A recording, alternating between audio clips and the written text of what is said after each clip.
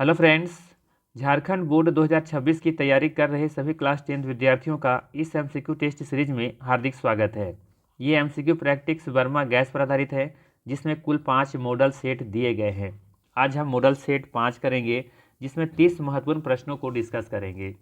ध्यान रखिएगा, यहाँ पे आंसर के साथ साथ हम बाकी विकल्पों को भी डिस्कस करते हुए चलेंगे, जिन्हें समझकर आप बोर्ड परीक्षा में बेहतर प्रदर्शन कर सकते हैं। ठीक है, इससे पहले ऑलरेडी हमने 4 मॉडल सेट करा रखा है। उन चारों वीडियो का लिंक डिस्क्रिप्शन में दिया हुआ है, या फिर आप प्लेलिस्ट में जाके देख सकते हैं। ठीक है, तो चलिए शुरू करते हैं और देखते हैं आज का पहला सवाल।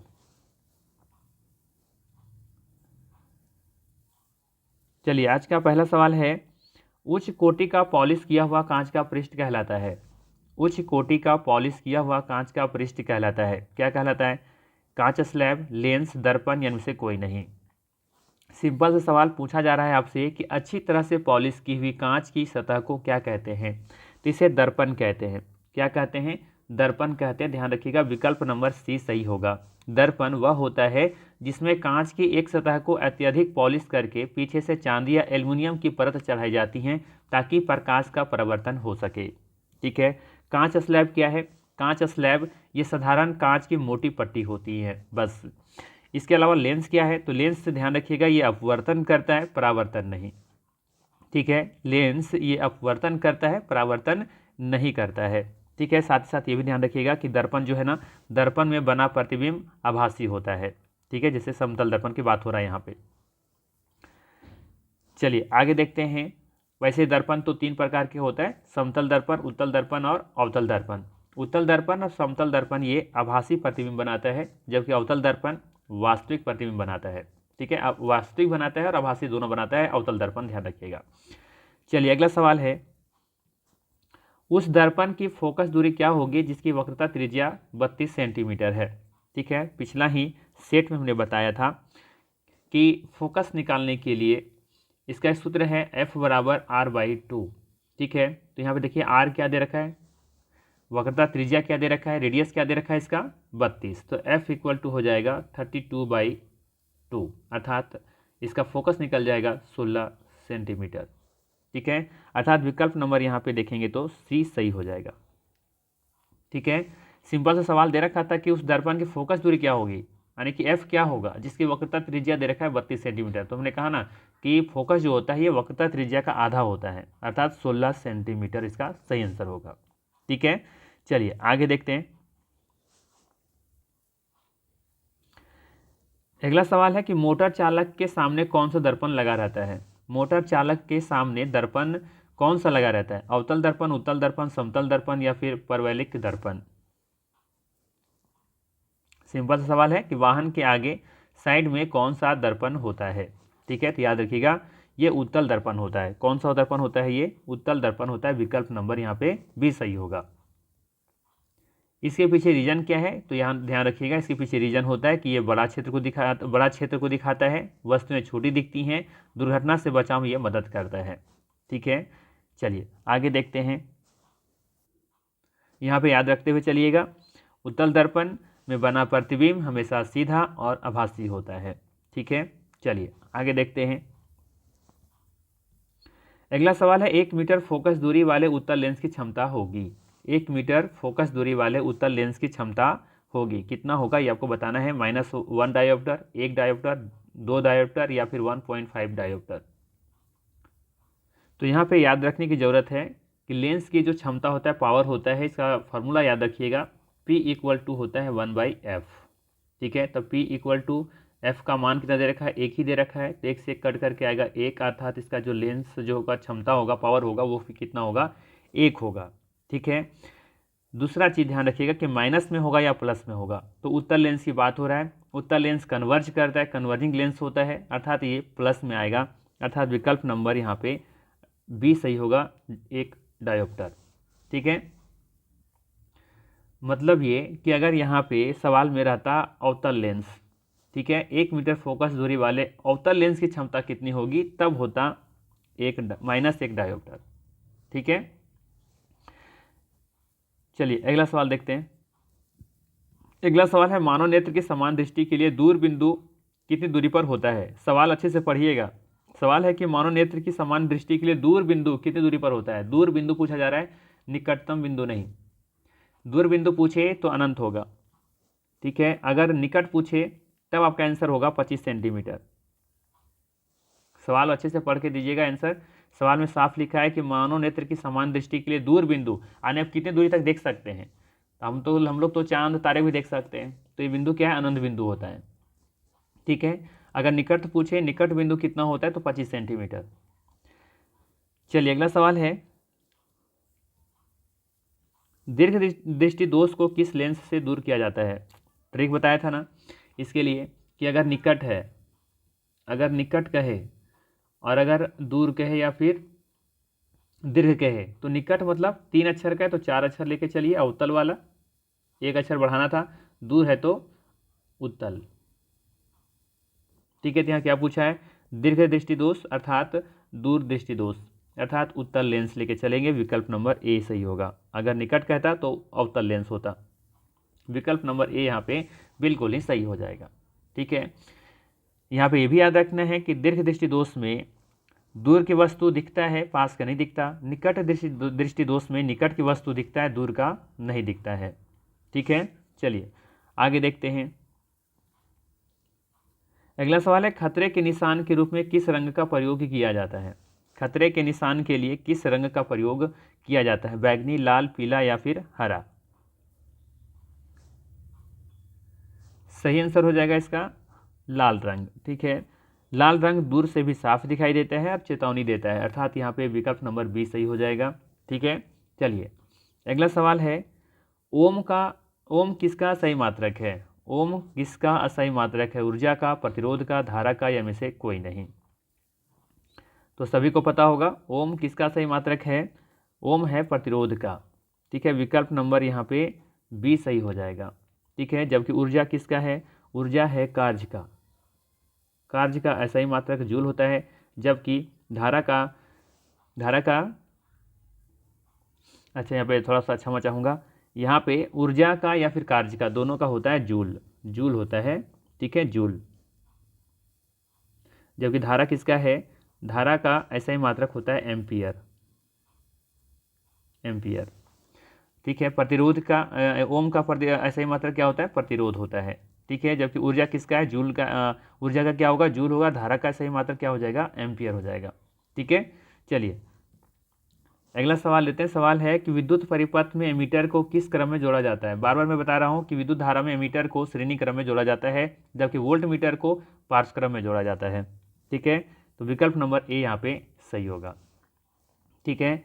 अच्छा ये आप लोग कमेंट करके बताइए कि फ्यूज तार, जो फ्यूज होता है ना, फ्यूज जब लगाते हैं तो उसको किस में लगाना चाहिए, पार्श्व क्रम में या फिर श्रेणी क्रम में। देखते हैं कितने लोग कमेंट कर पाते हैं। चलिए अगला सवाल है, यदि प्रत्येक 1 ओम के 10 प्रतिरोध पार्श्वक्रम में संयोजित हो तो उनका परिणामी प्रतिरोध होगा कितना होगा, यानी कुल प्रतिरोध कितना होगा। 100 ओम का, 1 ओम का, 10 ओम का या फिर 1/10 ओम का। तो जब भी पार्श्वक्रम में हो तो इसका कुल प्रतिरोध क्या होता है, 1/R इक्वल टू होता है 1/R1, 1/R2। इसी तरीके से करके जितना भी ओम रहेगा इस तरीके से आपको क्या करना है, जोड़ देना है। तो यहाँ पे आप देखेंगे कुल कितना प्रतिरोध दिया हुआ है, 1 ओम के 10 प्रतिरोध, अर्थात कह सकते हैं यहाँ पे 1/1 + 1/1 कितनी बार, 10 बार। तो यहाँ पे एक कैल्शियम एक ही आएगा और ऊपर एक एक करके आपको जोड़ना है कितनी बार, 10 बार। अर्थात आप जोड़ते चलेंगे तो कितना मिलेगा, 10/1, अर्थात हम कह सकते हैं कि 1/R इक्वल टू क्या मिलेगा, 10/1। R ऊपर लेके जाएंगे तो 1 ऊपर चला जाएगा और 10 नीचे आ जाएगा, अर्थात कह सकते हैं कि 1/10 ओम यहाँ पे इसका सही आंसर होगा। विकल्प नंबर डी सही होगा। 10 कब होता, 10 तब होता जब ये श्रेणी क्रम में होता, ठीक है। पार्श्व क्रम में है तो 1/10 ओम होगा, ठीक है, आपको ध्यान रखना है। चलिए मतलब सिंपल सा मैं यहाँ पे बता दूँ तो याद रखिएगा, अगर ऐसा दिया हुआ है पार्श्व क्रम में तो आपको ऐसे करके जोड़ना है, ऐड करना है। और अगर इस श्रेणी क्रम में दिया हो तो R इक्वल टू करेंगे R1 + R2, मतलब है कि जितना रेजिस्टेंस दिया होगा सबको इस तरीके से करके जोड़ लेना है, जितना भी दिया होगा। और अगर पार्श्व क्रम में दिया है तो ऐसे को जोड़ना है बटा में करके, ठीक है। चलिए, तो इसका सही आंसर क्या हो जाएगा? विकल्प नंबर डी सही हो जाएगा। चलिए, अगला सवाल है, किसी प्रोटॉन का निम्न में से कौन सा गुण किसी चुंबकीय क्षेत्र में मुक्त गति करते समय परिवर्तित हो जाता है? किसी भी प्रोटॉन का निम्न में से कौन सा गुण किसी चुंबकीय क्षेत्र में मुक्त गति करते समय परिवर्तित हो जाता है? ठीक है, तो याद रखना है, यहाँ पे सिंपल सा सवाल है, ध्यान रखना है, इसका सही आंसर होगा वेग। विकल्प नंबर यहाँ पे सी सही हो जाएगा। ठीक है, किसी प्रोटॉन का वेग वह गुण है जो किसी चुंबकीय क्षेत्र में मुक्त गति करते समय परिवर्तित हो जाता है। ठीक है, चलिए आगे देखते हैं। अगला सवाल है, शरीर में भोजन का पचना किस प्रकार की अभिक्रिया है? शरीर में भोजन का पचना किस प्रकार की अभिक्रिया है? संयोजन, अपचयन, विस्थापन या वियोजन? सही आंसर हो जाएगा वियोजन। क्यों? क्योंकि बड़ा अणु छोटे अणु में टूटता है। ठीक है, संयोजन इसका उल्टा हो जाता है, मतलब कि कई पदार्थ मिलकर के एक सिंगल प्रोडक्ट बनाते हैं। ठीक है, तो विकल्प नंबर यहाँ पे सही आंसर हो जाएगा वियोजन। विकल्प नंबर डी यहाँ पे सही होगा। ठीक है, चलिए अगला सवाल देखते हैं। उपचयन को रोकने वाले पदार्थ को क्या कहते हैं? उपचयन को रोकने वाले पदार्थ को क्या कहते हैं? ऑक्सीकारक कहते हैं, अवकारक कहते हैं, प्रतिऑक्सीकारक कहते हैं या फिर प्रति अवकारक कहते हैं? यहाँ पे सवाल आपसे सिंपल सा पूछा जा रहा है ना कि जो पदार्थ किसी अन्य पदार्थ का ऑक्सीकरण होने से रोक दे, वे पदार्थ जो किसी अन्य पदार्थ का ऑक्सीकरण होने से रोक दे, उसे क्या कहते हैं? तो उसे कहते हैं प्रतिऑक्सीकारक, एंटीऑक्सीडेंट कहते हैं। अर्थात विकल्प नंबर यहाँ पे सी सही होगा। ठीक है, याद रखिएगा, सिंपल सा यहाँ पे ये पूछा जा रहा है ना कि उपचयन को रोकने वाले पदार्थ को क्या कहते हैं, तो उपचयन को रोकने वाले पदार्थ को क्या कहते हैं? प्रतिऑक्सीकारक कहते हैं। ठीक है, जबकि ऑक्सीकारक पता क्या है? ऑक्सीकारक वह पदार्थ होता है ना जो खुद अपचयित होकर के दूसरे को उपचयन कराता है। ऑक्सीकारक वे पदार्थ होते हैं जो खुद अपचयित होकर के दूसरे का उपचयन कराते हैं। ये उपचयन रोकता नहीं है, ये बढ़ाता है। ठीक है, तो विकल्प नंबर यहाँ पे देखेंगे तो सी बिल्कुल ही क्या होगा? सही होगा। ठीक है, चलिए अगला सवाल लेते हैं। सवाल है कि इनमें से कौन सी अभिक्रिया नहीं होगी? इनमें से कौन सी अभिक्रिया नहीं होगी? तो यहाँ पे आप लोगों को रिएक्टिविटी सीरीज याद होना चाहिए, अभिक्रियाशीलता श्रेणी जो है वो याद होनी चाहिए। ठीक है, तो यहाँ पे पूछा है कौन सी अभिक्रिया नहीं होगी। ठीक है, तो देखिए फर्स्ट में क्या दे रखा है? कॉपर सल्फेट प्लस में आयरन दे रखा है। ठीक है, तब ये देखना होगा कि कॉपर और आयरन में दोनों में ज़्यादा अभिक्रियाशील कौन सा है। तब देखेंगे कि कॉपर से ज़्यादा अभिक्रियाशील कौन सा है? आयरन है। अर्थात आयरन जो है यहाँ पे कॉपर सल्फेट में से कॉपर को रिप्लेसमेंट कर देगा, हटा देगा, अर्थात यहाँ पे ये अभिक्रिया होगा। ठीक है, यहाँ देखिए कॉपर है और जिंक है, तो कॉपर से ज़्यादा अभिक्रियाशील कौन सा है? जिंक होता है। तो जिंक क्या करेगा? कॉपर को यहाँ से हटा देगा, रिप्लेस कर देगा। ठीक है, तो ये भी अभिक्रिया रिएक्शन देखने को मिलेगा।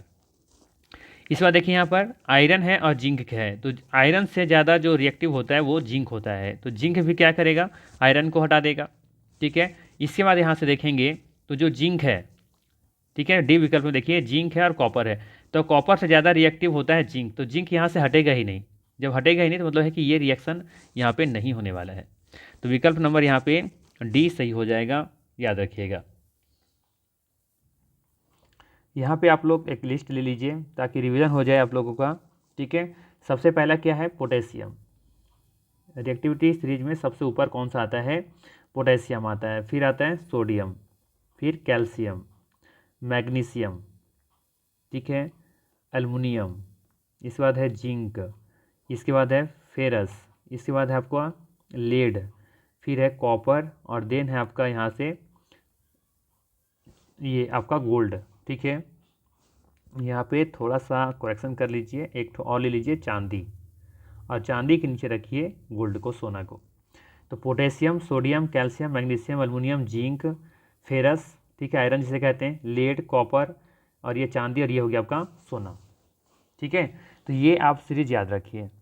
ठीक है, इस सीरीज याद रखिएगा, तीसरे का सवाल आप लोगों के लिए आसान हो जाएगा बनाना। ठीक है, तो यहाँ से देख सकते हैं, देखिए जिंक है यहाँ पर और यहाँ पर कॉपर है, तो देखिए जिंक जो है यहाँ पे जिंक है, इसको समझिए, यहाँ पे देखिए जिंक है। ठीक है, और कॉपर कहाँ पे है? यहाँ पे है, यानी इससे ज़्यादा ऊपर वाला जो होता है ना, ऊपर वाला जो है ये सबसे ज़्यादा रिएक्टिव होता है। ठीक है, पोटेशियम से कम सोडियम, सोडियम से कम कैल्शियम, इस तरह से करके सबसे कम यहाँ पे सोना है। ठीक है। तो कॉपर देखिए, कॉपर क्या है, कॉपर से ज़्यादा रिएक्टिव कौन सा, जिंक है, तो जिंक यहाँ से भला क्यों जाएगा, ठीक है, कॉपर नहीं हटा पाएगा ना इसे।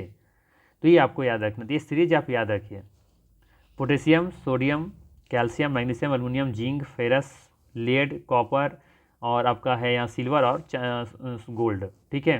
देखिए हो सकता है किसी किसी के बुक में आपका और भी इसके बीच में लिस्ट नाम आ सकता है, लेकिन क्लास 10th लेवल तक आप लोग यही लिस्ट जो हम दिए वो याद रखना है, ठीक है। इसमें जो बहुत सारे और भी नाम हैं जो कि इसमें इन करेंगे, इंक्लूड हो जाएंगे, लेकिन आप लोगों को इतना ही याद रखना है, ये सीरीज याद रखोगे तो इतना सब लोगों का काम बन जाएगा, ठीक है। चलिए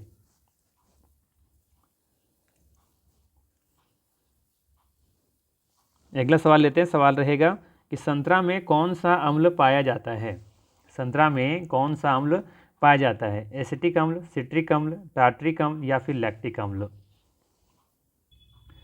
तो पहला तो याद रखिएगा कि संतरा तथा अधिकतर जो खट्टे फल होते हैं जैसे कि नींबू, मौसमी, ये सभी में सिट्रिक अम्ल पाया जाता है, ठीक है, जो उन्हें खट्टा स्वाद देता है। विकल्प नंबर यहाँ पे देखेंगे तो सही हो जाएगा बी विकल्प, ठीक है। एसिटिक अम्ल के बारे में बात करें तो ये सिरका में पाया जाता है, जबकि टार्ट्रिक अम्ल इमली और अंगूर में देखने को मिलता है, जबकि लैक्टिक अम्ल देखेंगे तो दही और खट्टा दूध में देखने को मिलता है।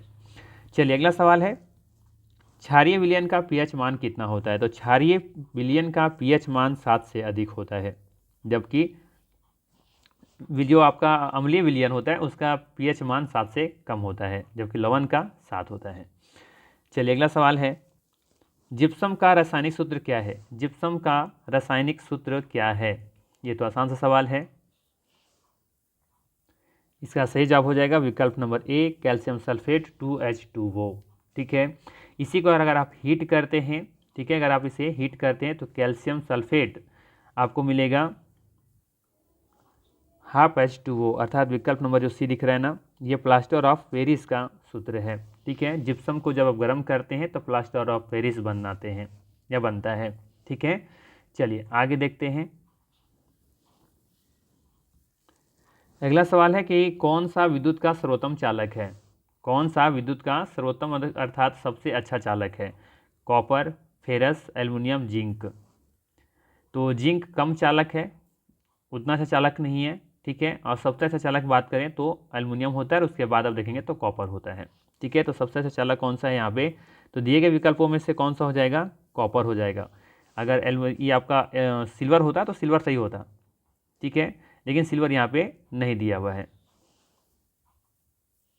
तो विकल्प नंबर यहाँ पे ए सही हो जाएगा। अगर पूछा जाए सबसे अच्छा चालक कौन सा होता है तो सिल्वर याद रखिएगा, विकल्प में सिल्वर नहीं है, लेकिन इसके बाद का जो है कॉपर तो वो आपको टिक करना है, ठीक है। चलिए अगला सवाल है, सीसा एवं टीन के मिश्र धातु को क्या कहते हैं, सीसा एवं टीन के मिश्र धातु को क्या कहते हैं, सोल्डर कहते हैं, पित्तल कहते हैं, कांसा कहते हैं या फिर स्टेनलेस स्टील कहते हैं। तो कई बार आप लोगों को बता चुके हैं कि लेड और टीन का मिश्रण को सोल्डर कहते हैं, विकल्प नंबर ए यहाँ पे सही होगा, ठीक है। जबकि ध्यान रखिएगा पित्तल, पित्तल जो है ये कॉपर और जिंक के मिश्र धातु को कहते हैं, कॉपर प्लस जिंक का, ठीक है। जबकि कांसा, कांसा याद रखिएगा ये कॉपर प्लस टीन का होता है मिश्र धातु। जबकि स्टेनलेस स्टील अगर आपसे पूछे तो इसमें आयरन होता है, क्रोमियम होता है, प्लस में निकेल होता है, ठीक है, स्टेनलेस स्टील में, ठीक है, फेरस, क्रोमियम और निकेल, ठीक है। चलिए अगर सिर्फ स्टील होगा तो ध्यान रखिएगा उसमें कार्बन होता है, ठीक है। चलिए आगे देखते हैं। अगला सवाल है आपसे, एल्काइन का समान सूत्र क्या होगा, एल्काइन का समान सूत्र क्या होगा, ठीक है। एल्काइन है तो एल्काइन में हमने कहा था ना कि 2 घटाना है, ठीक है, तो 2 घटाने के लिए कौन सा देखेंगे आप, तो विकल्प नंबर आप देखेंगे तो डी सही हो जाएगा, ठीक है। जबकि आप यहाँ पर देखेंगे एल्केन, एल्केन का सूत्र कौन सा हो जाएगा, एल्केन का सूत्र हो जाएगा आपका विकल्प नंबर सी, ठीक है। जबकि एल्कीन का सूत्र हो जाएगा आपका विकल्प नंबर बी, ठीक है। याद रखना है, सूत्र बनाने का आसान तरीका हमने बताया था कि सबसे पहले लिखिए एल्केन, एल्कीन, एल्काइन, ठीक है। इस वक्त लिखना था CH, देन क्या करना था, सभी में N लगाना था और फिर सब में 2N, सभी में। बस फ़र्क इतना है कि इसमें +2 करना था, इसमें कुछ नहीं करना था, और इसमें 2 घटाना था। तो आपसे पूछा था एल्काइन का सूत्र क्या होता है, तो ये रहा आपका एल्काइन का सूत्र। ठीक है, एल्काइन का सूत्र क्या हो जाएगा, CnH2n+2। विकल्प नंबर डी सही हो जाएगा, घटाना था। ठीक है, चलिए आगे देखते हैं। अगला सवाल है कि COOH प्रकार्यात्मक समूह को कहते हैं, क्या कहते हैं, एल्डिहाइड कहते हैं, एल्कोहल कहते हैं, कीटोन कहते हैं, या फिर कार्बोजेलिक अम्ल कहते हैं। तो याद रखिएगा COOH जो प्रकार्यात्मक समूह होता है ये कार्बोजेलिक अम्ल से संबंधित होता है, विकल्प नंबर डी सही हो जाएगा। जबकि एल्डिहाइड के बारे में याद रखिएगा, एल्डिहाइड का प्रकार्यात्मक समूह होता है CHO। क्या होता है, CHO होता है, जबकि अल्कोहल का होता है OH, जबकि कीटोन का होता है CO। ठीक है, ये याद रखिएगा। चलिए अगला सवाल लेते हैं। अच्छा, यहाँ पे सही सवाल जवाब क्या हो जाएगा, विकल्प नंबर डी सही हो जाएगा, और यहाँ पे क्या था, विकल्प नंबर आपका ए सही था। ठीक है, चलिए अगला सवाल देखते हैं। सवाल है, प्रकाश संश्लेषण क्रिया में ऑक्सीजन बाहर निकलती है, किससे निकलती है, जल से, CO2 से, ग्लूकोज से, या फिर पूर्ण हरित से। तो ये निकलता है जल से, विकल्प नंबर यहाँ पे ए सही हो जाएगा। ठीक है, प्रकाश संश्लेषण में याद रखिएगा ऑक्सीजन बाहर निकलती है, ठीक है, जल से। बाकी ग्लूकोज क्या है, तो ये आपका CO2 क्या है, तो ये ग्लूकोज बनाने में इसका प्रयोग किया जाता है। ठीक है, ग्लूकोज बनाने में इसका प्रयोग किया जाता है, जबकि ग्लूकोज क्या है, ग्लूकोज तो एक उत्पाद है, प्रोडक्ट है। चलिए अगला सवाल है, रुधिर के तरल भाग को क्या कहते हैं, रुधिर के तरल भाग को क्या कहते हैं, प्लाज्मा, सीरम, लसिका, या फिर धमनी। तो याद रखिएगा रुधिर के तरल भाग को प्लाज्मा कहते हैं, विकल्प नंबर यहाँ पे ए सही हो जाएगा। यहाँ पे मुख्य रूप से याद रखिएगा कि रक्त के 2 मुख्य भाग होते हैं, तरल भाग जिसे प्लाज्मा कहते हैं, और ठोस भाग जिसे कि RBC, WBC और प्लेटलेट्स होते हैं। ठीक है, प्लाज्मा एक हल्के रंग का तरल होता है जिसमें पोषक तत्व, हार्मोन, अपशिष्ट पदार्थ और प्रोटीन इसमें घुले रहते हैं। ठीक है, ये भी याद रख सकते हैं कि प्लाज्मा में 90% लगभग जो होता है ना, ये पानी होता है, और शेष भाग प्रोटीन व अन्य पदार्थ देखने को मिलते हैं। विकल्प नंबर यहाँ पे ए सही हो जाएगा। ठीक है, इसके अलावा याद रख सकते हैं सीरम क्या है, तो सीरम ये थक्का बनाने वाला प्रोटीन होता है, जबकि लसिका आप देखेंगे तो ये ऊतकों में पाया जाता है, जबकि धमनी रक्त ले जाने वाले नलिका होती है, ये रक्त का भाग नहीं होता है। ठीक है, चलिए अगला सवाल देखते हैं। सवाल नंबर 24 क्या कह रहा है, 24, कर्माकुंचन गति पाई जाती है ग्रास नली में, छोटी आंत में, या फिर कोलन में, या फिर अग्नाशय में। तो याद रखिएगा छोटी आंत इसका सही आंसर हो जाएगा। कर्माकुंचन जो है ये छोटी आंत में देखने को मिलती है, विकल्प नंबर यहाँ पे बी सही हो जाएगा। ठीक है, भोजन को आगे बढ़ाने के लिए छोटी आंत में लहरदार संकुचन होते हैं। ठीक है, यहाँ पे एक चीज़ याद रखिएगा कि जो कर्माकुंचन है ना, ये गति जो होता है ये स्वतः होता है। ठीक है, क्या होता है, ये स्वतः होता है। अग्नाशय क्या है, अग्नाशय ग्रंथि है, ग्लैंड है। ठीक है, जहाँ से हार्मोन रिलीज होता है। चलिए आगे देखते हैं अगला सवाल रहेगा आपका, शरीर की भंगिमा और संतुलन का नियंत्रण होता है। बताना है कि शरीर की भंगिमा और संतुलन का नियंत्रण होता है कहाँ होता है, प्रमस्तिष्क में होता है, अनुमस्तिष्क में होता है, मेडुला से होता है, या फिर पोन्स से होता है। तो याद रखिएगा सही आंसर हो जाएगा यहाँ पे विकल्प नंबर बी, अनुमस्तिष्क से। ठीक है, याद रखना है यहाँ पर कि सेरेबेलम जो है ना, ये शरीर का बैलेंस और पोस्चर नियंत्रित करता है। बाकी प्रमस्तिष्क में ये यहाँ पे याद रखिएगा, यहाँ पे सोच और बुद्धि देखने को मिलता है, यहाँ पे कार्य होता है। मेडुलास में श्वसन को नियंत्रित किया जाता है, जबकि पोन्स ये जो होता है ना, ये संदेश का संचार करता है। ठीक है, चलिए आगे देखते हैं। अच्छा, आप लोग जानते हैं कि शराब का जो प्रभाव है ना कहाँ पे पड़ता है, तो ये अनुमस्तिष्क पर ही पड़ता है। शराब का जो प्रभाव होता है, इफेक्ट होता है, ये कहाँ पे पड़ता है, अनुमस्तिष्क में पे ही पड़ता है। देखिए लिखा है ना, शरीर का भंगिमा संतुलन का नियंत्रण कौन करता है, तो अनुमस्तिष्क करता है। तो पीने वाले जब सेवन करते हैं शराब का, तो उसका अनुमस्तिष्क ही जो होता है ना, वो उस पर इफेक्ट पड़ता है। ठीक है, और उसका संतुलन जो और भंगिमा जो होता है वो क्या होता है, कंट्रोल से बाहर हो जाता है। चलिए आगे देखते हैं। अगला सवाल है, सबसे छोटी अंतःस्रावी ग्रंथि कौन सी है, एड्रिनल, पिट्यूटरी, थायराइड, या फिर मेडुला। तो याद रखिएगा पिट्यूटरी आकार में छोटी होती हैं, लेकिन इसे ही मास्टर ग्लैंड भी कहते हैं। विकल्प नंबर यहाँ पे बी सही होगा। ठीक है, चलिए बाकी विकल्प को भी देख लेते हैं। यहाँ पे दिया हुआ है एड्रिनल। एड्रिनल क्या है? ये फाइट एंड फ्लाइट का काम करता है, शरीर के आपात स्थिति में ये तैयार करती है। ठीक है, एड्रिनलिन हार्मोन स्राव करती है ये, और ये किडनी के ऊपर स्थित होता है एड्रिनल, और यह एक अंतःस्रावी ग्रंथि है। ठीक है, बात करें यहाँ पे मेडुला के बारे में, तो मेडुला ये मस्तिष्क का भाग है, श्वसन, हृदय गति जैसी क्रियाएं ये नियंत्रित करती हैं। याद रखिएगा मेडुला जो है ना, ये मस्तिष्क का भाग है, और ये श्वसन, हृदय गति जैसी क्रियाएं नियंत्रित करता है, कंट्रोल करता है। वहीं बात करें थायराइड के बारे में, तो यह एक अंतःस्रावी ग्रंथि है, गले में स्थित होती हैं, और ये थायरोक्सिन हार्मोन स्रावित करती हैं, और शरीर के चयापचय को नियंत्रित करती है, मेटाबॉलिज्म को नियंत्रित करती हैं। ठीक है, चलिए अगला सवाल देखते हैं। अगला सवाल है, नर युग्मक तथा मादा युग्मक के संयोजन से बनता है। नर युग्मक तथा मादा युग्मक के संयोजन से बनता है, क्या बनता है? युग्मनज, अंडाणु, शुक्राणु या फिर बीज। तो याद रखिएगा नर युग्मक तथा मादा युग्मक के संयोजन से युग्मनज बनता है। विकल्प नंबर ए यहाँ पे सही है। बात करें यहाँ पे अंडाणु के बारे में, तो याद रखना है कि ये मादा युग्मक होता है और ये अंडाशय में बनता है। वहीं बात करें शुक्राणु के बारे में, तो शुक्राणु नर युग्मक होता है और ये वृषण में बनता है। ठीक है, अंडाणु से मिलकर ये युग्मनज बनाता है।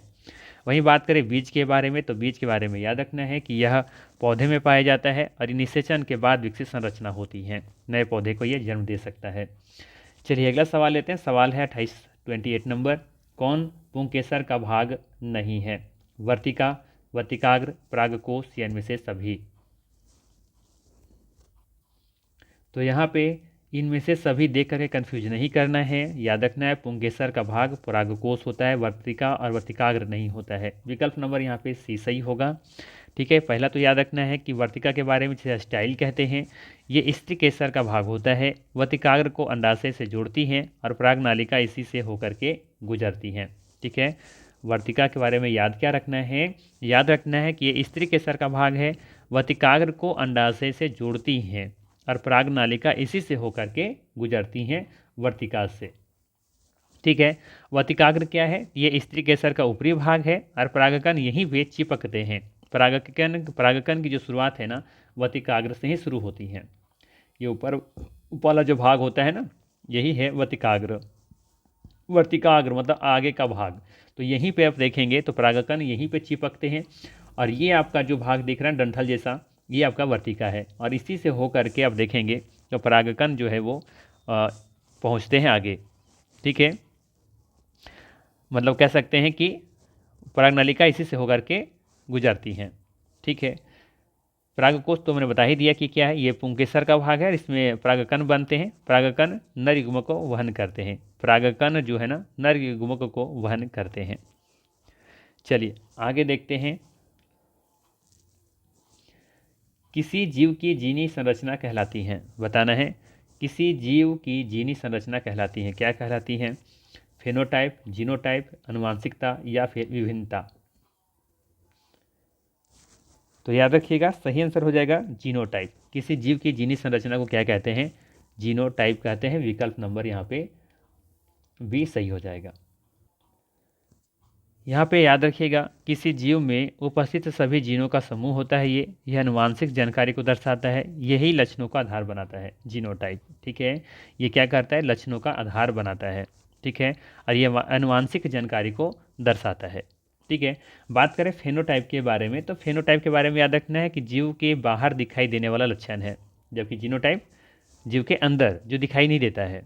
ठीक है, जबकि फेनोटाइप क्या है हमारा, ये जीव के बाहर दिखाई देने वाला लक्षण होता है, जैसे कि लंबाई, रंग, आँख का रंग, तो ये सभी फेनोटाइप में आएगा। जबकि जीनोटाइप जो होता है वो दिखाई नहीं देता है लक्षण। ठीक है, ये कह सकते हैं कि जीन के अंदर होता है, शरीर के अंदर होता है, जो कि पता नहीं चलता है। ठीक है, बात करें आनुवांशिकता के बारे में, तो ये गुणों का माता पिता से संतान में हस्तांतरण होता है, यह एक प्रोसेस है, प्रक्रिया है आनुवांशिकता। ठीक है, जबकि विभिन्नता क्या है, तो एक ही प्रजाति के जीवों में पाई जाने वाली विभिन्नताएं, जैसे ऊंचाई, रंग में अंतर। ठीक है, चलिए अगला सवाल देखते हैं। सवाल है जय आवर्धन करने वाला रसायन है एटीपी, एडीपी, सीबीसी या फिर डीडीटी? तो याद रखिएगा जय आवर्धन करने वाला रसायन है डीडीटी। विकल्प नंबर यहाँ पे डी सही हो जाएगा, याद रखिएगा। बात करें यहाँ पे एटीपी के बारे में, तो याद रखिएगा एटीपी के बारे में याद रखना है, सवाल पूछा जा सकता है एटीपी क्या है। तो याद रखिएगा कि कोशिका की ऊर्जा मुद्रा के रूप में जाना जाता है एटीपी। सभी जैविक क्रियाओं में ऊर्जा देता है ये एटीपी, ठीक है। वहीं बात करें एडीपी के बारे में, तो ये एटीपी के टूटने पर बनने वाला यौगिक है। जब एटीपी टूटता है तो ये एटीपी टूटता है ना, तो एडीपी बनता है, ठीक है। तो याद रखना है कि एटीपी के टूटने पर बनने वाला यौगिक होता है एडीपी। ये ऊर्जा हस्तांतरण में भाग लेता है, ठीक है। तो इस तरीके से आपको याद रखना है। यहाँ पे डीडीटी के बारे में थोड़ा सा और याद रख सकते हैं कि ये कीटनाशक होता है, खाद्य श्रृंखला में जमा होता है, जीवों के शरीर में मात्रा को बढ़ाती हैं, और ये जयवर्धन का प्रमुख उदाहरण है डीडीटी, ठीक है। तो इस तरीके से ये 30 महत्वपूर्ण एमसीक्यू। अगर ये सेशन अच्छा लगा हो तो लाइक ज़रूर कीजिएगा, चैनल पर नए हैं तो सब्सक्राइब कीजिएगा। बाकी मिलते हैं फिर इसी तरह के नेक्स्ट वीडियो में। Thanks for watching.